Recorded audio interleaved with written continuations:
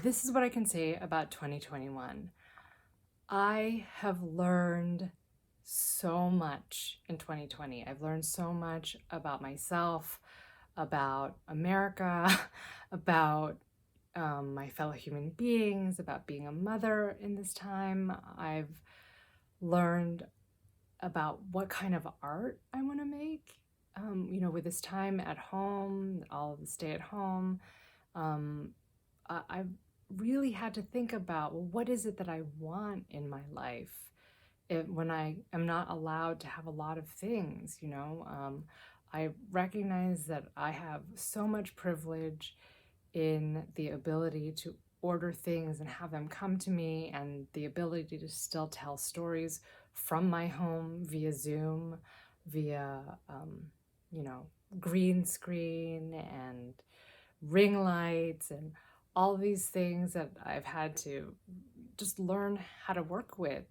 And so I just think that, storytelling is a basic human need. It is something that has survived plagues and wars and, um, you know, every other natural disaster and human disaster. And we need it. I was reading recently about how the Inuit culture, anger is not an adult form of expression, that is seen as very childlike, and that children also learn to control their rage by virtue of storytelling, because the adults will teach the children how to navigate, life's lessons through story, so that a child does not need to engage in rage and temper tantrums. And it was such a beautiful reminder about how necessary storytelling is, to just the human condition. And each culture, uses storytelling in its own various ways, but that in and of itself is universal.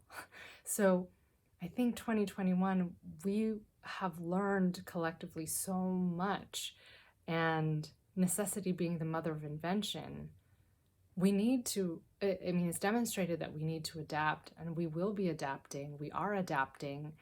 And I'm really excited to bring everything that I've had to learn in 2020 to my work in 2021.